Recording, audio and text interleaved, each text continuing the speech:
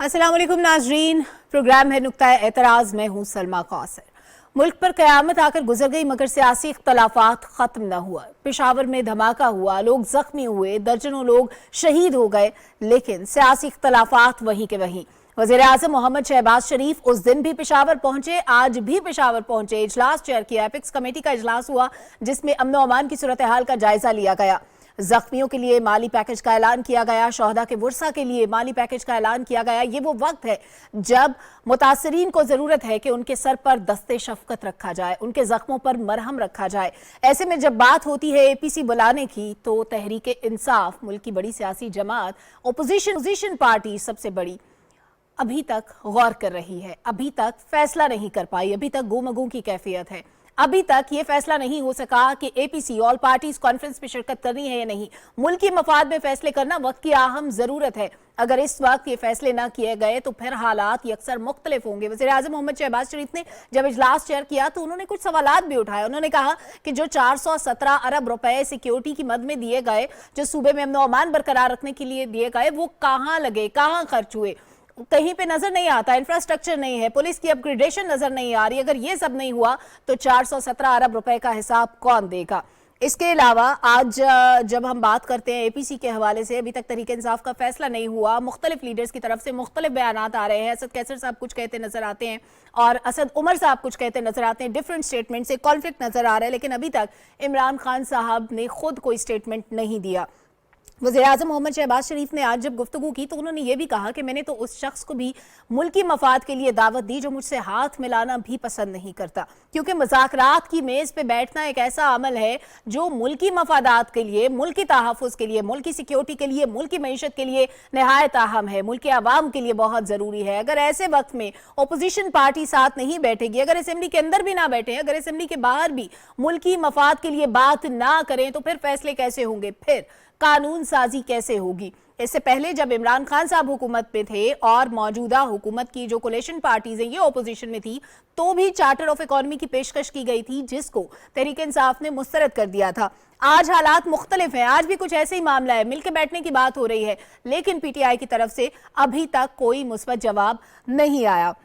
इसके अलावा आज के प्रोग्राम में ये भी डिस्कस करेंगे कि इमरान खान साहब ने एक और यू टर्न लिया है। पहले ये कहा जा रहा था कि ज़िमनी इलेक्शन के लिए 33 नशिस्तों पर इमरान खान साहब खुद इलेक्शन लड़ेंगे, लेकिन अब उनका फैसला कुछ बदल गया है। कहते हैं कि जो कैंडिडेट वहां मौजूद थे वही इलेक्शन लड़ेंगे, बेहतर फैसला होगा। शायद मुल्की खजाने पे एक्स्ट्रा बोझ होता, जाहिर है जब हर सीट पे री इलेक्शन होता तो फिर खजाने पे बोझ आता, फिर मजीद पैसे खर्च होते, टैक्स पेयर का पैसा इस तरह बार बार इलेक्शन की नजर होता रहता, और ये सारे अखराजात, ज़ाहिर है अभी हमारी इकोनॉमी इतनी स्टेबल नहीं है कि इस पर इतना ज़्यादा बोझ डाला जाए और बार बार सिर्फ अना की खातिर इलेक्शन करवाए जाएं। फिर प्रोग्राम में हम ये भी बात करेंगे कि आज सिर्फ एक दिन बाकी रह गया है 5 फरवरी में यौम यकजहती कश्मीर में। भारतीय मजालिम का सिलसिला तेज हो चुका है। 5 अगस्त 2019 के इकदाम जब आर्टिकल 370 और 35A को रिवोक किया गया, तो उसके बाद वादी कश्मीर में, मकबूजा वादी में हालात क्या हैं?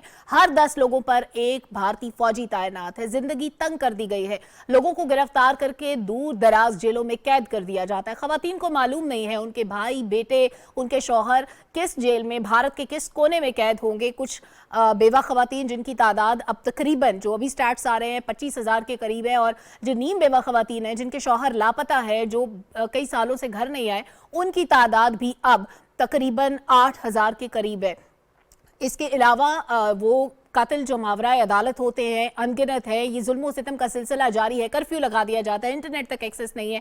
ये सारे मामलात भी आज के प्रोग्राम में डिस्कस करेंगे। हमारा कॉम्पिटेंट पैनल, आपका तारुफ करवाए दे, इख्तियार वली खान साहब हमें स्काइप पे ज्वाइन करेंगे, और इसके अलावा हमारे साथ होंगे लाल चंद माही साहब, स्काइप के थ्रू हमारे साथ प्रोग्राम का हिस्सा बनेंगे। हाफिज ताहिर खलील साहब इस्लामाबाद स्टूडियोज़ में मौजूद हैं, मारूफ तजियाकार हैं, और आखिरी सेगमेंट में कश्मीर के हवाले से बात करने के लिए अल्ताफ हुसैन वानी साहब भी हमें ज्वाइन करेंगे। प्रोग्राम का आगाज आज की अहम खबर से। एपिक्स कमेटी का इजलास आज हुआ, एपीसी होने जा रही है। इमरान खान साहब का अभी तक फैसला न कर पाना, पेशावर के अवाम की बात हो रही है जहां 10 साल से हुकूमत की है। वज़ीर आज़म इमरान खान साहब ने साबिक वजीर आजम ने, अगरचे इस एपीसी में सिर्फ दहशतगर्दी से मुतालिक बात नहीं होगी, इकोनॉमी से मुतालिक भी होगी, मुल्क में कैटेस्ट्रॉफी की जो उसके बाद जो सूरत हाल पैदा हुई इस पर भी बात होगी। लेकिन इन सारे हालात में इमरान खान साहब कुछ ही अर्सा पहले हुकूमत से गए, क्योंकि उनकी नजर हर चीज पे रही, उस वक्त वो तनकीद भी करते रहे। आज वो उज़र तलाश करते हैं, मिल बैठने के जो मिल बैठने से भागने की जो बातें हैं वो हमें होती हुई नजर आती है। वो कहीं पे भी बैठ के बात करने को तैयार नहीं है, ना कानून साज असेंबलियों के अंदर, ना असेंबलियों के बाहर, ना किसी और फोरम पे। सिर्फ स्टेटमेंट्स नजर आती हैं और हर स्टेटमेंट में नफरत अंगेज बयानात हमें नजर आते हैं। और मरीम नवाज साहिबा ने आज ये भी कहा, PMLN की चीफ ऑर्गेनाइजर, उन्होंने कहा कि इमरान खान साहब ने हमसे बात करने का सलीका भी छीन लिया, उन्होंने खानदानों को लड़ाया, घरों को लड़ाया। हाफिज ताहिर खलील साहब, बहुत शुक्रिया, आपने वक्त दिया प्रोग्राम के लिए। सर, सियासत का मैदान पोल्यूट हो रहा है और अभी जब अवाम चाहते हैं कि उनके लिए कोई अच्छा सोचे, उनके लिए फैसले हों, मुस्बत फैसले हों, हर शख्स के अंदर एक डर बैठ जाता है। 2008 के बाद से जो हालात थे, जब दहशतगर्दी की लहर हम देखते थे, लोग बच्चों को स्कूल भेजने से घबराते थे, लोग घरों से बाहर निकलने से घबराते थे। आज खुदा न खास्ता ऐसे हालात ना हो जाएं, क्या इसके लिए मिल बैठना ज़रूरी नहीं है? ये देखें, आज जो इवेंट हुआ है एपेक्स कमेटी का, वो इस लिहाज से वो कई पहलू उसके इम्पॉर्टेंट हैं और कई पहलू जो हैं वो खुशाइंद भी हैं।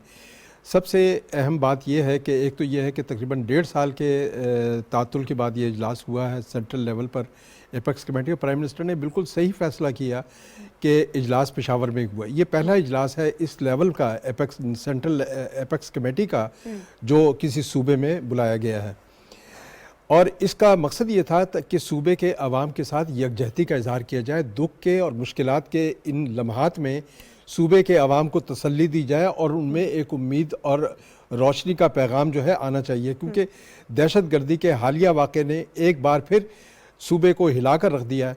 इससे पहले देखें 2014 में जब वाक़या हुआ था दहशतगर्द APS का, जिसमें 140 बच्चे जो हैं और उनके टीचर्स और दीगर लोग जो हैं जाँ बहक हुए थे, शुहदा की तादाद जो है बल्कि इससे भी ज़्यादा बताई जाती है जी। और उस वाक़े के फ़ौरन बाद मियां नवाज शरीफ उस वक्त प्राइम मिनिस्टर थे, उन्होंने कोई लम्हा ज़ाया किए बगैर APC बुलाई। ये सेकंड APC जो है 7th को हो रही है, तो उस वक्त भी तमाम नेशनल लीडरशिप को बुलाया गया। इमरान खान को ख़ुद टेलीफोन कॉल की गई PMLN की लीडरशिप की जानिब से और उनको बुलाया गया, इनवाइट किया गया, और उसमें देखें कौम को एक पॉजिटिव रिस्पांस मिला नेशनल लीडरशिप की जानिब से, और उसके नतीजे में एक नेशनल एक्शन प्लान बना और उसके बाद दहशतगर्दी के ख़िलाफ़ ज़रबे अज़ब का आगाज़ हुआ। तो एक रास्ता हमने मुतय्यन कर लिया दहशतगर्दी के ख़िलाफ़ जंग का, और बदकिस्मती से जब दरमियान में ये पीरियड आया है 2018 के इलेक्शन के बाद, उसमें हम चल पड़े उस साइड पर कि जिसमें हम अच्छे तालिबान और बुरे तालिबान की तलाश में आ गए और उनसे बातचीत की तरफ बढ़ पड़े। हालांकि उनसे देखिए, जिन लोगों के हाथों में हथियार हो, रियासत उनसे बात नहीं करती। रियासत तो उन लोगों से बात करती है जिनके ये हथियार जो है रियासत की मिल्कियत है, और रियासत ही हथियार उठाती है उन लोगों के खिलाफ जो अवाम की जिंदगी अजीरन कर दें या अवाम के खिलाफ सफार हो। बहुत बड़ा सवाल है कि दहशतगर्दों के पास इतना जदीद असलहा आ गया, अव्वल तो आया कैसे, फिर उसको काउंटर करने के लिए हमारी स्ट्रेटजी क्या है। मैं दोबारा आप पे आऊंगी, मैं इख्तियार वली खान साहब को भी शामिल गुफ्तगू कर लूँ। इख्तियार वली खान साहब, आपकी फैमिली की, आपकी पार्टी की बहुत कॉन्ट्रीब्यूशंस हैं, क्या आप समझते हैं कि इमरान खान साहब ऐसे हालात में अगर नहीं बैठेंगे, बात नहीं करेंगे, अगर वो मुल्की मफाद के लिए नहीं सोचेंगे, अगर वो पेशावर के अवाम का नहीं सोचेंगे, तो क्या उनका पॉलिटिकल करियर सरवाइव कर पाएगा? Thank you very much. देखें, आज की जो एपेक्स कमेटी का जो इजलास था, ये कोई सियासी मजमा नहीं था, ये कोई सियासी जलसा नहीं था, इसके कोई सियासी अज़ाइम नहीं थे, बल्कि ये 101 लोगों की शहादत के बाद जो पुलिस के यूनिफॉर्म और बावर्दी लोग थे उनको शहीद किया गया, और तकरीबन 200 के करीब लोग उसमें जख्मी हुए, और रियासत को चैलेंज किया गया, रियासत की रिट को चैलेंज किया गया। तो आज की ये जो बैठक थी, ये जो आज का इकट्ठ था, ये इसलिए था कि आज सारी कौम यकजा हो, तमाम पॉलिटिकल फोर्सेस, तमाम जो यूनिफॉर्म फोर्सेस हैं वो सब इकट्ठे हों, तमाम वज़राए आला, चीफ सेक्रेटरीज वफाकी काबीना, तो उसमें तहरीक इंसाफ को भी दावत दी गई थी। लेकिन हस्बे मामूल मैं पहले मुझे पता था कि ये लोग नहीं आएंगे, क्योंकि इस इजलास में इन बातों का तयन करना था कि खैबर पख्तूनख्वा में दोबारा ये दहशतगर्दी की बला कहाँ से आई, और इसकी जब जब तफ्तीश होगी तो इसके ताने बाने जाके तहरीक इंसाफ से मिलेंगे। आज से तकरीबन 15 माह कबल जब दहशतगर्दों को स्वात और वजीरिस्तान के रास्ते दोबारा खैबर पख्तूनख्वा में दाखिल किया गया था, तो उस वक्त हम यही चीख रहे थे कि ये हालात दोबारा आने वाले हैं, जिससे आज पूरा सूबा और पूरा मुल्क नबरद आजमा है। तो आज इस बात का तयन भी हो गया, जो प्राइम मिनिस्टर ने पॉइंट आउट किया स्पेशली, कि 417 अरब रुपए काउंटर टेररिज्म के लिए खैबर पख्तूनख्वा को मिले हैं, जो तकरीबन 40 अरब रुपए सालाना बनते हैं। वो पैसे कहाँ लगे हैं?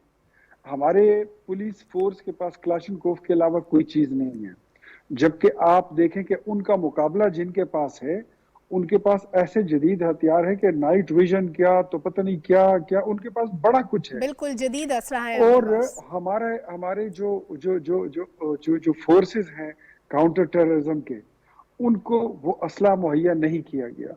तो आपने एक लेबॉर्ट्री फॉरेंसिक लैब यहाँ पे नहीं बना सके, हालांकि 10 साल इमरान खान ने यहाँ पे हुकूमत की है। खैबर पख्तूनख्वा को एक प्लेटफॉर्म बना के यहाँ का सहारा लेकर, आड़ लेकर, उन्होंने पूरे पाकिस्तान की सरजमीन पर चारों सूबों पर उन्होंने हुकूमत भी की है। इस्लामाबाद पे कब्जा जमाए रखा, और फिर यहाँ से उन्होंने पुलिस फोर्स को इस्लामाबाद पे चढ़ाई के लिए भी उन्होंने धमकियां दी। तो ऐसे सूबे पे जब बुरे हालात आते हैं, तो इमरान खान ने पहले भी खैबर पख्तूनख्वा के लोगों को मायूस किया था, जब एपीएस का वाकया हुआ था और 154 बच्चों को असातिज़ा के साथ ज़बह कर दिया गया था और उनको मक्तल खाने में भेज दिया गया था। उस वक्त भी एहतजाज चल रहा था। इमरान खान उस वक्त भी कंटेनर पे खड़ा था और अपनी गंदी सियासत खेल रहे थे, और वो बच्चों के लवाहिकीन के सर पे हाथ रखने नहीं आए। इमरान खान आज भी नहीं आया, और आज से चंद माह कबल जब कूचा रिसालदार में खुदकश धमाका हुआ था, उसमें भी कोई 50-55 लोग शहीद कर दिए गए थे, इमरान खान उनके पास भी नहीं आए थे।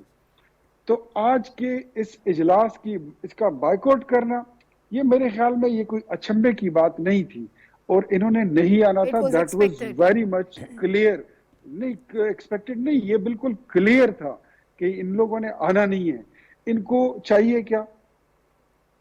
धमा चौकड़ी, म्यूजिक, नाच गाना, तमाशा, सर्कस लगाना, मिडनाइट क्लाउन शो, ये इन लोगों के ये इनका काम है, ये इनकी एक्टिविटीज होती है, ये इनकी दिलचस्पी है।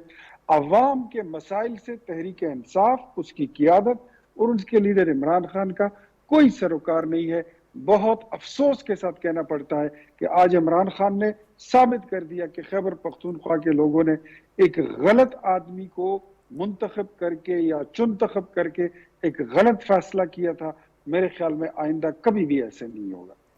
ठीक, हमारे साथ लालचंद माही साहब भी मौजूद है, उनका भी वर्जन ले लेते हैं। लालचंद साहब, इस वक्त बहुत ज़्यादा ज़रूरत है कि कानून साजी की तरफ बढ़ा जाए, ऐसे फैसले किए जाएं कि आने वाले वक्त में हमारी आने वाली नस्लें इस दहशतगर्दी का नुकसान ना उठाएं, इस दहशतगर्दी से मुतासिर ना हों, तालीम हासिल करें, अच्छे शहरी बन सकें। क्या इमरान खान साहब अपने फैसले पे नजरसानी करेंगे, क्योंकि अभी तक कोई क्लियर स्टेटमेंट हमारे सामने नहीं आई? जी बहुत बहुत शुक्रिया, मुझे आपके 1 मिनट दरकार होगा। मुझे बहुत ही अफसोस हो रहा है कि पेशावर जिसमें खून की होली खेली गई है, वहां पर ये हुकूमती इत्तेहादी जमायतें अपनी सियासत चमका रहे हैं उस खून पे और पॉइंट स्कोरिंग कर रहे हैं। सर, ये तो अमन और अमान के लिए इजलास था, इसमें तो सियासत नहीं थी। मैंने आपको गुजारिश की, मुझे आप 1 मिनट दे दें, आप फिर मुझसे 100 सवाल पूछ लें। हम 1 मिनट ही बात नहीं कर सकेंगे तो मैं अपनी बात रख नहीं सकूंगा। इमरान खान ने ना तो जाके रशिया के खिलाफ जंग लड़ी थी, उस वक्त भी ज़िया-उल-हक था, एक डिक्टेटर था। ना इमरान खान ने अमेरिका से डॉलर लेके पराई जंग में हिस्सा लिया था, उस वक्त भी एक डिक्टेटर था। ना इमरान खान ने ये दहशतगर्द पैदा किए, ना उनसे दहशतगर्दी करवाई। एपीएस का वाकया हुआ, ये वाहिद इमरान खान थे जिन्होंने अपना धरना खत्म किया और नैब के लिए बैठे और एक एतमाद कौमी जो है एतमाद बहाल करने के लिए कौम का एक जो है कौमी मुफाद में हमने अपना एहतजाज छोड़ा और हम बैठ गए। उसके बाद एक ऑपरेशन हुआ और वो दहशतगर्दी मुल्क से खत्म हो गई। अब जो जब अफगानिस्तान में इनखला हुआ अमेरिकन फोर्सेस का, तब तक और हमारी हुकूमत थी तब तक इस इलाके में मुकम्मल अमन व अमान था। इस इलाके में कोई खूनरेजी नहीं हो रही थी।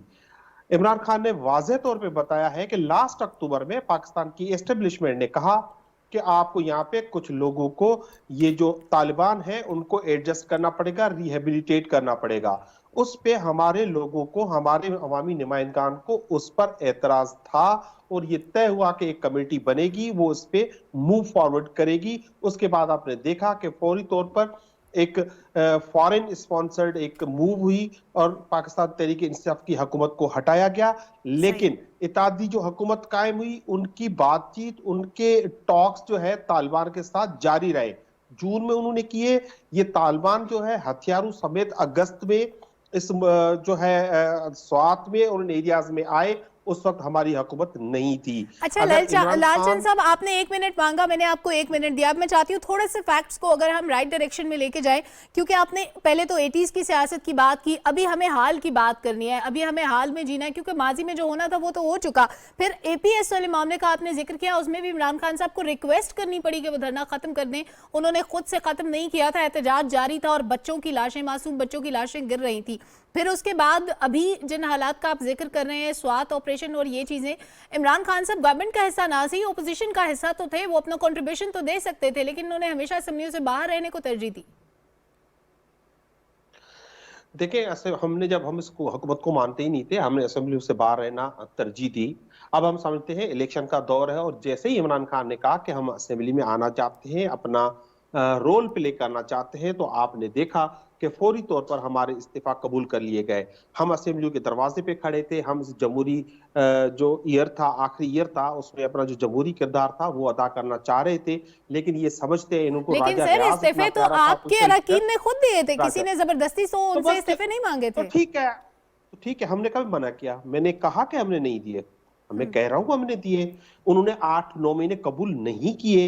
जब हमने कहा कि ठीक है हम असेंबलीज में आने के लिए तैयार हैं, तो उसके बाद उन्होंने सर जमहूरी रोल अदा करने की तो बात ही नहीं हुई। सूबाई असेंबलियां तहलील कर दी आप लोगों ने, उसके बाद आप असेंबली में कैसे जमहूरी किरदार अदा करते हैं? अच्छा, तो आप समझती हैं, आप as anchor Pakistan television channel के वो हमने कोई गैर कानूनी कदम उठाया? वहां पे हमने कोई गैर कानूनी कदम नहीं उठाया। हमारा वो हक था। गैर आईनी कदम जो है इस वक्त, सर मेरा सवाल ये है कि सूबे में जहां पे हुकूमत में थे आप लोग, वहां तो आपने असेंबलियों को तहलील कर दिया, लेकिन विफाक में आप कहते हैं कि जमहूरी रोल पे कैसे अदा करते हैं? यहाँ तो अपोजिशन में थे, अपोजिशन में तो आप लोग पहले भी नहीं बैठते थे, गवर्नमेंट को नहीं मानते थे। देखिए, आप या तो मेरी बात सुनेगी या आपके सवाल सुनूंगा, एक ही चीज हो सकती है। सर आपकी बात के जवाब में मैं सवाल कर रही हूँ। जी, आप तो पूरी बात नहीं सुन रही है ना मेरी। आपको मैं रिक्वेस्ट कर रहा हूँ कि आप मुझे 1 मिनट सुन लेगी तो आपको जवाब मिल जाएगा। देखिए, ये हमारा मुतालबा था कि इस मुल्क में 9 माह से हम मुतालबा कर रहे हैं कि जनरल इलेक्शन करा दें। तो ये मौजूदा हुकूमत ही है, इन्होंने कहा कि आप अपनी दोनों असेंबलियां तोड़ दें, हम हुकूमत इलेक्शन कराने के लिए तैयार हैं। ये इन्होंने कहा था कि नहीं कहा था? आप उसकी शायद है कि या नहीं है? पूरी कौम शायद है। जब हमने असेंबलियां तोड़नी तो इन्होंने कहा हम तोड़ने नहीं देंगे। अब जब असेंबलियां टूट गई तो इनका आईनी किरदार ये है कि गवर्नर को डेट देनी थी, वो डेट दे नहीं रहे हैं। ये मुल्क को आइन के उससे चला नहीं रहे हैं। जो अपेक्स कमेटी की आप कर रही हैं, ये अपेक्स कमेटी कोई पॉलिटिकल मेला नहीं होता, फिर तो पूरे शहर पूरे मुल्क को ही बुला ले। ये एक एडमिनिस्ट्रेटिव था, उन्होंने किया है तो बहुत अच्छा काम किया होगा, मुझे उस हिसाब से हमें उससे कोई एतराज नहीं है। जब अब अपेक्स कमेटी के समेत इस मुल्क को अपेक्स कमेटी, ये पेशावर का वाकया, उसके अलावा पूरी एज ए होल दहशतगर्दी, और उससे भी बड़ा जो इस मुल्क को जो थ्रेट आ गया है वो मुआशी मैदान पे आ गया है। हमने कभी इनकार नहीं किया कि हम हुकूमत से बातचीत नहीं करेंगे, हमने कभी इनकार नहीं किया था कि हम असेंबली में नहीं आएंगे। हम बातचीत करना चाहते थे as a whole, as a package, कि पाकिस्तान को कैसे आगे ले जाया जाए, एक इलेक्शन की डेट भी जो है म्यूचुअली तय की जाए। लेकिन ये हुकूमत इलेक्शन से डर रही है, इलेक्शन से भाग रही है, ये इस मुल्क के मसाइल का हल नहीं है, इनको आना पड़ेगा। लालचंद साहब, आपका कमेंट आगे मैं चाहती हूँ, इख्तियार वली साहब से भी वर्जन ले लिया जाए। आप कह रहे हैं कि आप बात करना चाहते थे। आखिरी बात, मरियम नवाज साहिबा ने कहा कि हमने कोई घर लड़ाए, हमने किसी का घर नहीं लड़ाया। ये नवाज फैमिली की इंट्रा फैमिली फाइट है। वो शहबाज शरीफ अपने बेटे को लाना चाहते हैं, शहबाज शरीफ अपनी बेटी को लाना चाहते हैं। ये मॉरिशियत को जमहूरियत समझते हैं। तो इस मॉरिशियत का मसला है, ये जमहूरियत का और पाकिस्तान को आगे ले जाने का मसला नहीं है। इनका घर इस वजह से लड़ा हुआ है आपस में। ठीक, इख्तियार वली खान साहब, लालचंद साहब 3 बातें की, मैं चाहती हूँ कि आप अपना वर्जन इस पे जरूर दें। एक तो ये कि वो कहते हैं कि हम तो बात करना चाहते थे, पार्टी लीडरशिप गो के कुछ और कहती है, लेकिन अभी लालचंद साहब ये कह रहे हैं कि हम बात करना चाहते थे, हम मुज़ाकरात भी करना चाहते थे, हम टेबल पे बैठने को भी तैयार थे। और दूसरा जो मरियम नवाज साहिबा का जो आज स्टेटमेंट था, जो उन्होंने कहा कि हमारे जो है वो घरों का माहौल ख़राब हुआ। सियासत तो इससे पहले भी होती थी। इमरान खान साहब ने जब से तहरीक इंसाफ में एक्टिव रोल प्ले करना शुरू किया, उससे पहले भी सियासत थी, उससे पहले भी सियासी इख्तलाफात होते थे। लेकिन इस तरह की ज़बान जो हमारे सामने आती है, जिस तरह के रवैये अब हम देखते हैं, सोशल मीडिया पे ट्रोलिंग शुरू हो जाती है, खातून सहाफ़ियों के लिए जो ज़बान इस्तेमाल की जाती है, उस वक्त तो नहीं था। तो फिर ये एक फैमिली तक महदूद कैसे कर सकते हैं लालचंद साहब? देखिए, ये लालचंद साहब जो हैं ये वैसे बेपरकी उड़ा रहे हैं। मुझे समझ नहीं आ रही, पता नहीं ये क्या बात कर रहे हैं। ये अगर कहते हैं कि इलेक्शन का मुतालिबा अगर इनका इतना सॉलिड है, ये 7-8 महीने से या 9 महीने से ये कर रहे हैं, तो इनको मैं याद दिला दूं कि 2018 के इंतखाबात को उसके बाद से लेकर 2022 अप्रैल तक 4.25 साल हम आपसे ये मुतालिबा कर रहे थे कि आप फ्री एंड फेयर इलेक्शन कराएं, तो आप क्यों नहीं करा रहे थे? अगर आपको इतनी अपनी जो आपकी समझते हैं कि आप बड़ी मकबूल पार्टी हैं, तो क्यों नहीं कराते? करा देते। उस वक्त तो आप नहीं करा रहे थे। फिर आपने एक अचानक जेब से खत निकाला कि जी मेरे खिलाफ तो अमेरिका का साजिश हुआ है, साइफर आया है, उस पे भी यू टर्न ले लिया कि जी वो मेरी गलती थी। जिस तरह 35 पंक्चर पे इमरान खान ने यू टर्न ले लिया कि जी वो किसी ने आके मेरे कान में कह दिया था। फिर कहते थे कि जी जनरल बाजवा ने मुझे हटाया, फिर कहते थे कि जी DGI-SI ने मुझे हटाया, फिर कहते हैं कि जी मोहसिन नकवी ने मुझे हटाया। कोई एक किरदार हो जो ये बताए कि इन्होंने को हटाया। आपको हमने हटाया है। मुल्क की तमाम जो सियासी जमातें हैं, जो इस मुल्क के वली वारिस हैं, उन्होंने मिलकर आपको निकाला है। क्योंकि आप कहते हैं ना कि इमरान खान ने डॉलर नहीं लिए। मैं बताता हूं आपको, 1947 से लेकर 2018 तक पाकिस्तान का कर्जा 27,000 अरब रुपए था। आपने 4.25 साल में 25,000 अरब रुपए लिए। आपके स्कैंडल्स करप्शन के बेहिसाब हैं। आपको हुकूमत बनते ही मीसाके मईशत की दावत दी गई, लेकिन आपकी फिरौनियत जो थी वो जमीन पे नहीं आ रही थी, वो बहुत आसमान पे खड़ी थी। आपने 417 अरब रुपए सूबे के काउंटर टेररिज्म के खाए हैं। आपने बिलियन ट्री में अरबों रुपए बनाए हैं। आपने 10-12 अरब रुपए में BRT बनानी थी और वो 120 अरब रुपए में बनी है। आपने 1 बिलियन ट्री लगाए हैं जिसमें 25% दरख्त भी मौके पर मौजूद नहीं है। अगर है तो लालचंद माही साहब, मैं आपको चैलेंज देता हूं और दावत देता हूं कि कल आ जाए, मुझे जरा अपने दरख्त गिन के दिखा दें। आपने मालम जब्बा में 1700 करोड़ रुपए की करप्शन की है। आपने एलिमेंट्री एंड सेकेंडरी एजुकेशन में 2500 करोड़ रुपए की करप्शन की है। आपने अंगूठी तक नहीं छोड़ी। आपने क्लाशनकोफ सोने की तक नहीं छोड़ी। आपने घड़ी तक नहीं छोड़ी। करप्शन के तो आपने वो रिकॉर्ड बनाए कि जिसकी कोई हिसाब नहीं है। लेकिन आज जो बात थी, जो मौका था, that was only for the sake of the peace. यहां पर अमन की बात होनी थी, यहां पर मुल्क के अवाम के मसाइल की बात होनी थी। ये सूबा जहां से आप भी MNA बन गए थे, इसी की बदौलत, और इमरान खान जैसा एक बंदा जो था वो भी वजीर आजम बन गया था। आज आपको बुलाया इसीलिए गया था कि यहाँ पे खून बह रहा है, यहाँ पे आके बैठ जाओ। लेकिन आपने वही अपनी रिवायती सियासत की, गंदी सियासत खेली। आप मरियम नवाज की बात करते हो, आपकी अपनी जमात में रूसियत कितनी है आपको पता है? एक एक बंदे के उसका पूरा खानदान आपकी असेंबली में बैठा होता है। एक नौशेरवान बरकी इमरान खान का कजन है, पूरे मुल्क का हेल्थ का निजाम उसने कंट्रोल किया हुआ था। क्यों? उसकी काबिलियत क्या थी बताइए मुझे। पूरा हेल्थ का निजाम उसने बिठा दिया है। खैबर पख्तूनख्वा के तमाम अस्पताल, तमाम जितना निजाम है वो उसका पट्टा बैठ गया है। आपने परवेज खटक के घर में कोई एक बालिग बच्चा नहीं रह गया जो असेंबली का मेंबर नहीं है। क्यों? ये मोरूसियत नहीं है। अभी जब इमरान खान पे थोड़ी सी सख्ती आई तो कहता है कि मेरे बाद मेरी जमात की लीडरशिप मेरी बीवी करेगी। क्या ये मोरूसियत है या वो उसकी कोई लीडरशिप क्वालिटीज है? जिन बूतों से तो आपने हुकूमत चलाई है, आपने तो गंडे तावीजों से अपनी 4.25 साल की हुकूमत चलाई है, पाकिस्तान की मईशत का सत्यानाश कर दिया है। लालचंद माई साहब, आज तो ये बात और ये मौका है ही नहीं, वरना आप मेरे इतने सवाल का जवाब दे दें कि 4.25 साल आप हुकूमत में थे, आपका लीडर वजीर आजम था। मुझे जरा कंप्लीट कर लेने दे। 50 लाख घर आपके किधर हैं? 1 करोड़ नौकरियां किधर हैं? मदीने की रियासत किधर है? ये कहां खड़ी है? ठीक। आपने प्रोटोकॉल नहीं लेना था, आपने गवर्नर हाउस को बुलडोज करना था, आपने पीएम हाउस में नहीं रहना था, आपने साइकिल पर बैठ के वहां जाना था, लेकिन आपने हेलीकॉप्टर को रिक्शे की तरह इस्तेमाल किया। ये आपकी सियासत थी। इख्तियार अली खान साहब, इन सारे सवालात का जवाब लालचंद साहब से भी लेते हैं। हाफिज ताहिर खलील साहब स्टूडियोज में मौजूद हैं। मैं इनको एक बात कहूंगा, फिर आप बेशक आगे चली जाइए। ये कहते हैं ना कि हमारे इस्तीफे कबूल किए। तुम लोग तो ताना दिया करते थे, हमारे इस्तीफे तुम्हारे पास पड़े हुए, कबूल क्यों नहीं करते? आपके अपने लीडर, आपके अपने जो एमएनएस थे वो चल चल के आते थे और स्पीकर को बोलते थे कि हमारी तनख्वाह बंद नहीं करनी, हमारा इस्तीफा कबूल नहीं करना। तो स्पीकर ने आपके साथ इयानत की, आपके साथ मुआवनत की। जब आपने तंग आकर और उनको ताने दिए कि हमारे इस्तीफे कबूल नहीं किए जा रहे, परवेज खटक क्यों नहीं किया उस दिन? जिस दिन इस्तीफे कबूल किए 2 दिन पहले क्यों नहीं किया? शाह महमूद कुरैशी क्यों नहीं किया? बिकॉज वो नहीं चाहते थे। और फिर जब आपके इस्तीफे कबूल हो गए तो आप कहते हैं कि हमारे इस्तीफे क्यों कबूल किए? तो यार तो वो कह रहे हैं कि जमहूरी किरदार अदा करना चाहते थे। दे दो। कौन सा जमहूरी किरदार?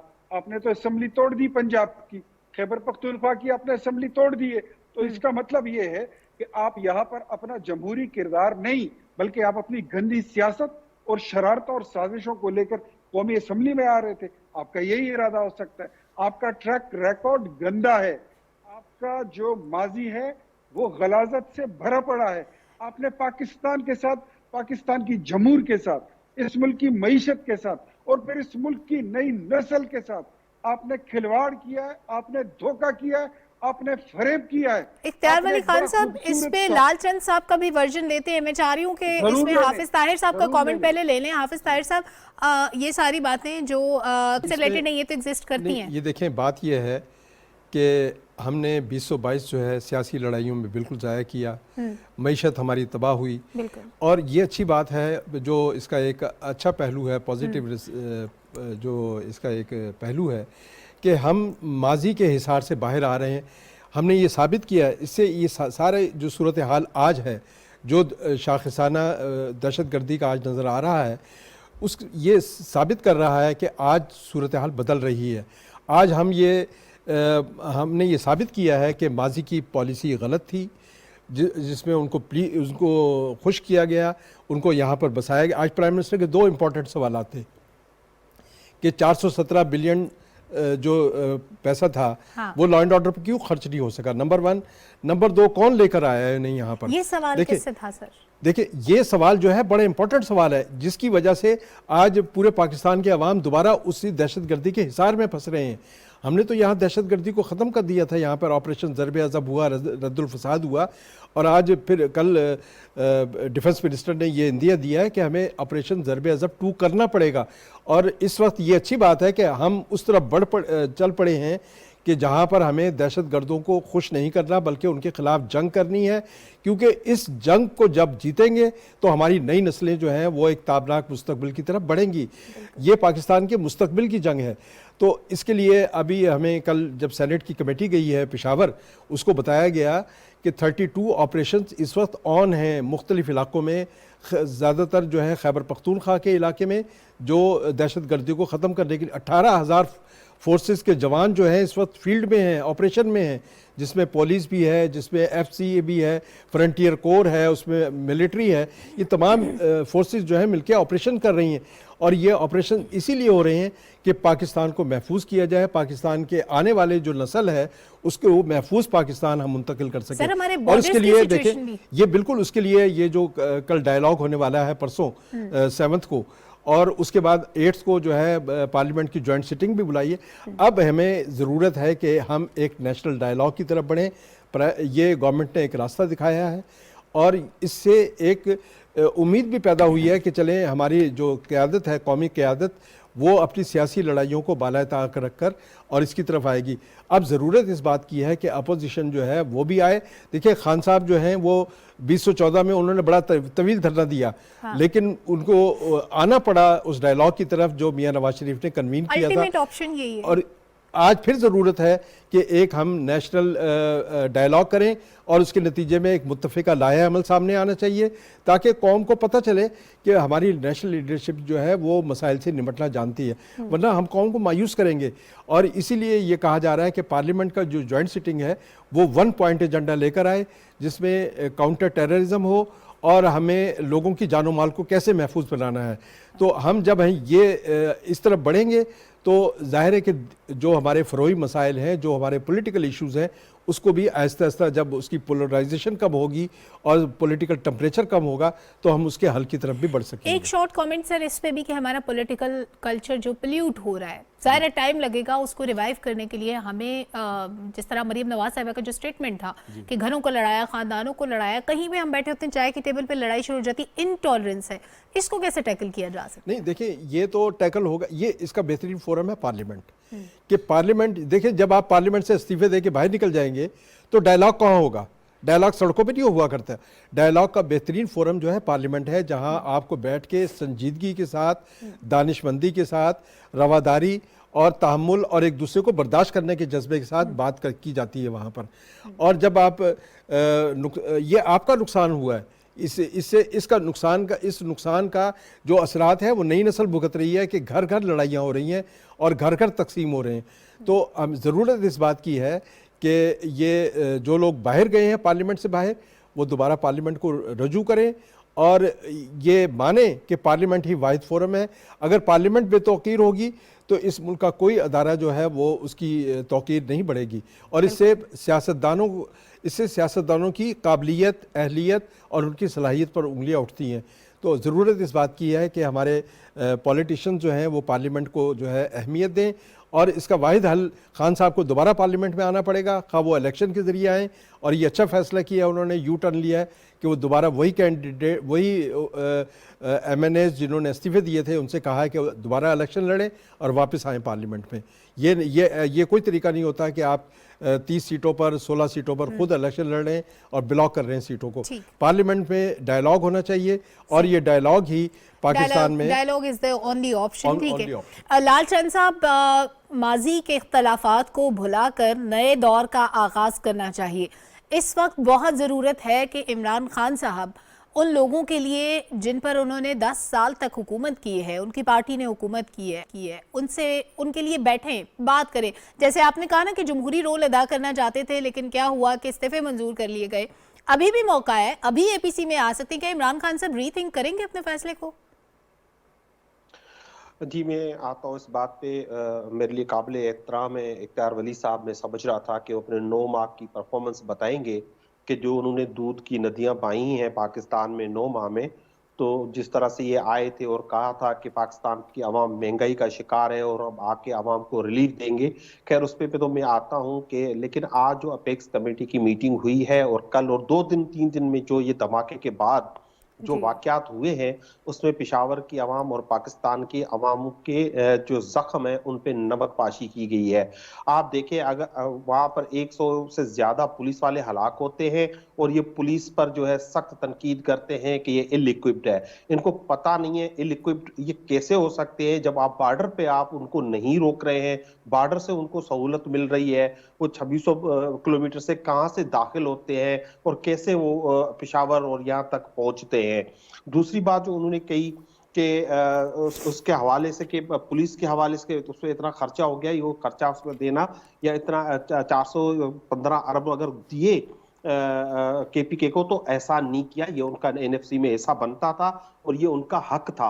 ये उनको उनका हक देके आप किस लेवल पे जाकर उन पे जो एहसान जताने की कोशिश कर रहे हैं, ये केपीके की आवाम के साथ सख्त ज्यादती है और ये सारी पीडीएम, सारी ये इत्तेहादी जमायतें मिलकर कर रही हैं। लालचंद साहब, वक्त मुख्तसर है, मैं नहीं चाहती कि आपको इंटरप्ट करूं, लेकिन मुझे मजबूरन इंटरप्ट करना पड़ता है। सर, नमक पाशी करना ये होता है कि आप किसी वाक़े के फौरन बाद चले जाएं उसके सर पे दस्ते शफकत रखने के लिए, और केपी के बॉर्डर्स अगर अनसेफ है, अगर आप बॉर्डर्स की बात करें तो कैसे अनसेफ हुए? 10 साल की हुकूमत आपकी थी। मोहतरमा देखें, दो बंदे हैं ना मुख्तलिफ पार्टियों को रिप्रेजेंट करने के लिए, आप थोड़ा सा न्यूट्रल रोल कर लेंगे तो उससे बेहतर हो जाएगा। जहां तक आपने बात की, अख्तर वली साहब ने हम पे बड़ी चार्जशीट लगाई है कि हमने बड़ी करप्शन की, तो फिर तो ये हुकूमत और साबित कर दिया कि ये वाकई में बिल्कुल ही नाअहल हुकूमत है कि इनको कुछ ही नहीं मिला और तोशा खाना की घड़ी का जो बिल्कुल इमरान खान ने एक जायज तरीके से ली थी उसको लेके आए, एक केस तक ये नहीं बना सके ढंग का, तो ये इन्होंने एक अपनी और जो है नाअहली पीडीएम हुकूमत की कबूल की है। मैं इनका शुक्रगुजार हूँ। पाकिस्तान तहरीक इंसाफ ने हमेशा अपना रोल प्ले किया है, वो करते रहेंगे। ठीक, लालचंद साहब, आपका वर्जन आ गया। आपने कहा कि पीटीआई ने हमेशा अपना रोल प्ले किया है। मैं चाहती हूँ, वक्त मुख्तसर है, अगर इस पे इख्तियार वली खान साहब वर्जन ले लूं। इख्तियार वली खान साहब क्या कहेंगे? साहब, आप फिर वही सियासी बातें करने शुरू हो गए। आज हालांकि ये सियासत का दिन नहीं था। मैं आपको ये बताना चाहता हूँ कि आज का दिन पाकिस्तान के लोगों के जख्मों पर मरहम रखने का दिन था, लेकिन आपने हमेशा ऐसे मौकों को गंवाया है और ऐसे मौकों पर आपने सियासत की है। आपने पूछा ना कि हमने कौन सी दूध की नदियां बहाई है, तो सुन लें, आपने जिस गाड़ी को मदीना की तरफ लेके जाना था आप उसको इजराइल पहुंचा बैठे हैं। हमने उसकी डायरेक्शन ठीक की है। आपने इस मुल्क की मईशत को उठाना था, आपने ग्रीन पासपोर्ट की इज्जत बढ़ानी थी, हम उसकी डायरेक्शन ठीक करने आए हैं। हमने इस वक्त एक जलती हुई ट्रेन में हमने उसमें छलांग लगाई है और हम उसमें बैठे हैं। हम उसकी आग भी बुझा रहे हैं और उसको तबाही से भी बचा रहे हैं। अपनी पॉलिटिकल सारी जो हमारा वो पॉलिटिकल स्टेक्स थे वो हमने दाव पे लगा दिए हैं और हम उसकी कॉस्ट पे कर रहे हैं। ठीक, हमने पाकिस्तान को बचाना है, पाकिस्तान हमने बनाया। नो डाउट, हमारी फॉरमोस्ट प्रायोरिटी यही होनी चाहिए कि पाकिस्तान को बचाना है। पाकिस्तान को बचाने के लिए आए हैं, पाकिस्तान की मईशत को बचाने के लिए आए हैं। आपने इस मुल्क का सत्यानाश किया हुआ है। आपने इस मुल्क में इतनी पोलराइजेशन बढ़ा दी है कि आपने घरों में वालिदैन और बच्चों को आपस में मोर्चा जन कर दिया। बिल्कुल, और ये मोर्चा जनी जो है इसको अब खत्म होना है। विश के हम डिस्कशन को कंटिन्यू करते हैं, लेकिन वक्त बहुत मुख्तसर है। बहुत शुक्रिया। इख्तियार वली खान साहब हमारे साथ मौजूद थे, लालचंद मली साहब पीटीआई से मौजूद थे, और हाफिज ताहिर खलील साहब ने हमें स्टूडियोज में ज्वाइन किया। बहुत शुक्रिया तमाम मेहमानों के। एक छोटे से ब्रेक की तरफ जाना है, वापस आएंगे तो एक नए टॉपिक और नए मेहमान के साथ हमारे साथ रहिए।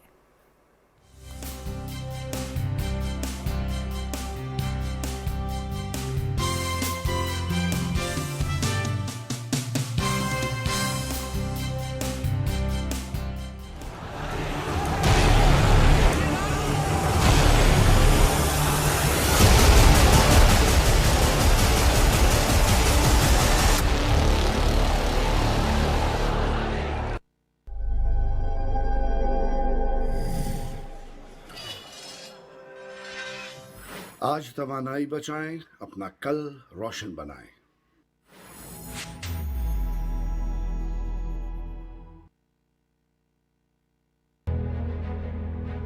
गुफ्तगू सियासी हो या गैर सियासी, बात हो कौमी मफाद की या रियासती इस्तेहकाम की, मौजू मईशत हो या सियाहत व सकाफत, या हो खेल का मैदान, खैर की आवाज उठनी चाहिए मिंबर व मेहराब से। एक दूसरे को मुखातिब करना होगा अदब और आदाब से। कैसे होंगे हल अवामी मसाइल, क्या होना चाहिए मीडिया का किरदार, देखिए चौथा सुतून जुमा, हफ्ता और इतवार सिर्फ PTV न्यूज पर।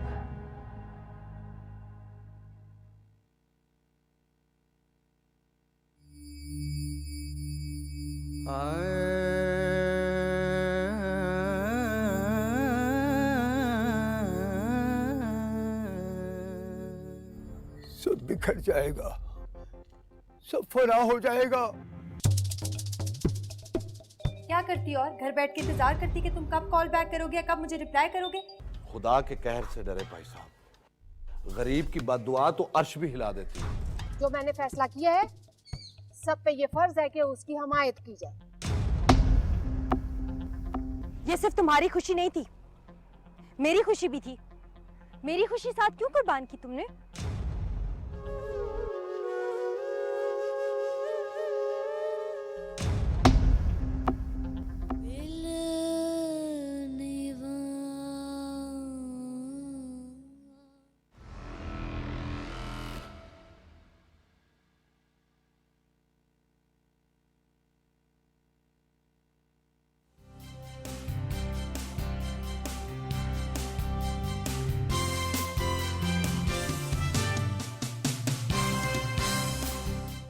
वेलकम बैक नाजरीन। बात कर लेते हैं 5 फरवरी के हवाले से, जिसमें बस एक ही दिन बाकी रह गया है यौम यकजहती कश्मीर। दुनिया भर में बसने वाले मुसलमान और खुसूसन पाकिस्तान कश्मीरी बहन भाइयों से इजहार यकजहती के लिए रैलियां निकाली जाती हैं, सेमिनार्स मुनक़िद किए जाते हैं, हर फोरम पे बात की जाती है। मसला कश्मीर के हल के लिए अक़वाम मुत्तहिदा की करारदादें अमल दरामद की मुंतज़िर हैं, लेकिन आज तक अमल दरामद नहीं हो सका। जुल्म सितम का बाजार गर्म है और 5 अगस्त के बाद से जो इक़दाम भारत ने किए, उसके बाद मकबूजा वादी को छावनी में तब्दील कर दिया गया। हालात दिन ब दिन बद से बदतर होते गए, ख़वातीन की असमत दरी के वाक़यात बढ़ते गए, कत्लेआम के वाक़यात बढ़ते गए और मावराए अदालत कत्ल लोगों का उसकी तादाद में भी इजाफा हुआ।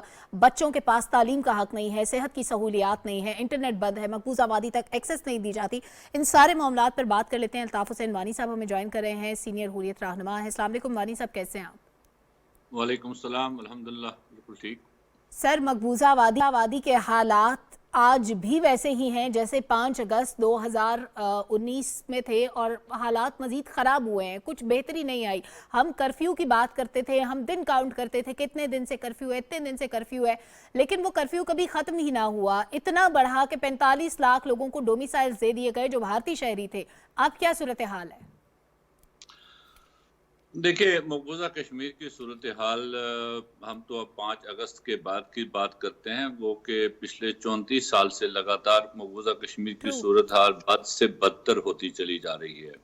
और 5 अगस्त के बाद की जो सूरत हाल है, वो कि इससे पहले भी कश्मीर के अंदर जब ये इंटरनेट दूसरी चीज़ें नहीं थी, कश्मीर में लॉकडाउन, कर्फ्यू और घरों की तलाशियाँ, लोगों की प्रॉपर्टियां तबाह करना, ये आए रोज़ का मामूल था। लेकिन 5 अगस्त के बाद जिस तरह से इसमें तेज़ी आई और जिस तरह से हिंदुस्तान ने इस मौजूदा डिजिटल दौर में कश्मीरियों को बिल्कुल स्टोन एज में तब्दील किया, फिर वहाँ पर जैसे आपने डोमिसाइल्स की बात की, फिर मावराए अदालत कत्ल जो होते गए और फिर लोगों को जनाजा, अपने अजीज़ अकारिब का जनाजा करने तक की इजाज़त नहीं दी गई, यहाँ तक कि उनको दूर दराज इलाकों में दफनाया गया। और इसी तरह हमारे जो बड़े कायदीन थे उनके जनाजों में भी लोगों को शिरकत करने की इजाज़त नहीं दी गई और ये चला आ रहा है। अब हिंदुस्तान इससे आगे बढ़कर वहाँ की जो आबादी का तनासुब वो तब्दील कर चुका है। उस कागज़ों के अंदर उसने सारी कार्रवाई मुकम्मल कर ली है। एक तरफ जो डोमिसाइल जिसका आपने जिक्र किया, डोमिसाइल लॉ में तब्दीली करके वहाँ पर गैर रियासती बाशिंदों को डोमिसाइल दिए गए जो ज़्यादातर हिंदुस्तान के इंतहा पसंद हिंदू हैं, ताकि कश्मीर के में एक तरफ आबादी का तनासुब तो कम किया ही जाए, दूसरी तरफ इंतहा पसंद हिंदुओं को वहाँ आबाद करके कश्मीरी मुसलमानों पर जुल्म जबर के जो पहाड़ हैं उसको मजीद दोबाला किया जाए। उसके साथ साथ लोगों की ज़मीनें छीनी गई। आपने देखा कि पहले तंजीमों को बैन किया गया, फिर उनके जायदादें जब्त की गई और अब जो हुर्रियत के कायदीन हैं, हुर्रियत के एक्टिविस्ट हैं या जो भी कश्मीरी जिस तरह भी जो रेजिस्ट कर रहा है हिंदुस्तानी ऑक्यूपेशन के, उसकी ज़मीन को सीज किया जाता है, उसकी जायदाद को सीज किया जाता है, उनके घर वालों को बेघर किया जाता है अब एक और ड्राइव जिसको नाम दिया गया है इंक्रोचमेंट ड्राइव, उसके नाम पर लोगों के घर मिसमार किए जाते हैं। हिंदुस्तान की आर्मी को इख्तियार है, वो किसी भी ज़मीन को ले सकती है, स्ट्रेटेजिक डिक्लेयर करके उस पर कंटोनमेंट तामीर कर सकती है। कश्मीर की ज़मीन को हिंदुस्तान के जो रियल रियल्टर्स हैं उनके सामने एक रियल एस्टेट के तौर पर पेश किया गया है। वहाँ ही जो ज़मीनें लोगों से हथिया ली गई हैं उन पर हिंदुस्तान की सरकार बेघर हिंदुस्तानियों को बसाने की कोशिश कर रही है, उनको कश्मीर में लाकर उनको बसाने की कोशिश कर रही है। ये तमाम इस जुल्म पे तो अब भारत के अंदर से भी आवाजें उठती हैं। क्या भारत की ओपोजिशन पार्टीज के जो रहनुमा है उनको इजाजत दी जाती है कि वो मकबूजा वादी में दाखिल हो सकें, हालात को देख सकें कि असल में सूरत हाल क्या है? क्योंकि बहुत से लोग वोकल हैं, इवन मैं भारतीय मुसन्निफा का हर जगह जिक्र करती हूँ, अरुंधति राय, वो हमेशा वोकल रही हैं, वो हमेशा इस जुल्म पे आवाज उठाती रही हैं। देखिए, भारत में बहुत सारी सैन वॉइसेस पहले हुआ करती थी जो कश्मीर के पर बात करती थी, मजालिम पर बात करती थी, कश्मीरियों के हुकूक की बात करती थी, कश्मीरियों के पॉलिटिकल राइट्स की बात करती थी, इस पर लिखते थे। लेकिन आहिस्ता आहिस्ता हिंदुस्तान की इस मौजूदा सरकार ने उनके भी गले घोंट दिए। अब उनको बहुत सारे ऐसे हैं जो जेलों में बंद हैं। गौतम नवलखा का नाम मैं बार बार लेता हूँ, एक ऐसी आवाज़ हिंदुस्तान की जो बार बार कश्मीर पर न सिर्फ बोलती थी बल्कि कश्मीर में जो गुमनाम कब्रों का जब उसका वहाँ उनका वजूद ज़हूर पजीर हुआ तो गौतम नवलखा उस पर लिखा, उस पर उसने कलम नवीसी की और हमेशा कश्मीर पर आवाज़ उठाता रहा। लेकिन उस पर भी एक और तरीके से मुकदमे कायम करके वो भी जेल के अंदर है, बीमार है, लेकिन उसको बाहर नहीं आने दिया जाता है। और अरुंधति राय जो है वो लिखती है, लेकिन उसके खिलाफ भी सेडिशन चार्जेस लगाए गए, उसको वेरीफाई किया गया मुख्तलिफ तरीकों से। कश्मीर आने की हिंदुस्तान के किसी भी ऐसी सैन वॉइस को इजाज़त नहीं है। जो भी आए पिछले आयाम में, जो भी हिंदुस्तान के लोग आए, जो उन्होंने रिपोर्ट्स लिखी, जो उन्होंने भेज दी, जो पीपल्स यूनियन है हिंदुस्तान की, उसके जसवंत सिंह, जो हिंदुस्तान के ये यशवंत सिन्हा जो हिंदुस्तान के वजीर खजाना भी रहे, वजीर खारजा भी रहे और बीजेपी के लीडर थे, उनको भी बीजेपी ने अपनी पार्टी से भी निकाला, उनकी बात भी नहीं रखी। उनने जो कश्मीर के हालात का जिक्र किया 5 अगस्त के बाद, जिस तरह वो बार बार कश्मीर आए, लेकिन हिंदुस्तानी सरकार उनको किसी जगह जाने नहीं देती है। श्रीनगर तक आए, श्रीनगर से आगे पीछे जाने की इजाज़त नहीं दी है। जो ख्वातीन वहाँ से आई, 5 ख्वातीन आई थी, उन्होंने जो रिपोर्ट लिखी उस रिपोर्ट को दिल्ली में शाया करने की इजाज़त नहीं गई। ये तमाम तर इकदाम हिंदुस्तान की सरकार तो हिंदुस्तानियों के साथ भी करती है, हिंदुस्तान की अक़लियतों के साथ भी करती है। और कश्मीर के अंदर जो लोग इन चीज़ों को रिपोर्ट करते थे, कश्मीर में होने वाली मजालिम को, उनको तो बिल्कुल वहाँ के अखबारात को इजाज़त नहीं है किसी तरह की खबर लगाने की। वो अखबारात सेंसर होते हैं और उनको वहाँ पर बैठकर हिंदुस्तानी एजेंसियाँ जो मर्जी उनको वो लिख सकते हैं। उनको धमकियाँ दी गई हैं, उनको लिखा गया अगर आप कोई भी ऐसा कंटेंट लिखेंगे जो हिंदुस्तान की सरकार के मुखालिफ हो तो आपके अखबार को बंद किया जाएगा, आपकी जो इसकी डिक्लेरेशन है वो मनसूख की जाएगी, आपको एडवर्टीजमेंट्स नहीं दिए जाएंगे। गरज के तरह तरह से, हर तरह से कश्मीरियों की आवाज़ को दबाया गया है। कश्मीर के जो ह्यूमन राइट्स डिफेंडर्स हैं, कश्मीर के जो जर्नलिस्ट हैं जो लिखते थे उन चीज़ों पर, उन पर मुकदमा कायम किए गए। लीडरशिप तो पहले से ही जेलों में 2017 और सबसे बड़ा जुल्म यही होता है कि आप दानिश्वर तबके की आवाज़ भी दबा दें और वहाँ पे ज़ाहिर लिखने की भी इजाज़त नहीं है, राइट टू इन्फॉर्मेशन नहीं है, तो वहाँ से इन्फॉर्मेशन बाहर नहीं आ सकती और भारतीय मीडिया, भारतीय हुकूमत मर्जी के रिपोर्ट्स वहाँ से जनरेट करती है। बहुत शुक्रिया अल्ताफ हुसैन वानी साहब, आपने सूरत हाल से आगाह किया। उससे इस वक्त वहाँ पे जो भी पाकिस्तान का हमेशा से इस पर वाज़ेह मौक़िफ़ रहा है कि हम कश्मीरियों की आज़ादी तक चैन से नहीं बैठेंगे। कश्मीर हमारी शहरग है, हमारा अटूट अंग है और जब तक कश्मीरी तकलीफ में है तो हम तकलीफ में हैं। जब जब कश्मीरी तकलीफ में होंगे हम आवाज़ उठाएंगे। ना सिर्फ 5 फरवरी बल्कि हर दिन कश्मीरियों से एकजहती के इजहार का दिन है। हर दिन इस इजहार का दिन है, इस अज़्म की तजदीद का दिन है कि हम कश्मीर को उनका हक राय दही, उनका आज़ादी का हक उनको दिला के फिर चैन से बैठेंगे। नाज़रीन, प्रोग्राम का वक्त ख़त्म हुआ। नुक्ता एतराज़ से इजाज़त दीजिए। अल्लाह हाफ़िज़।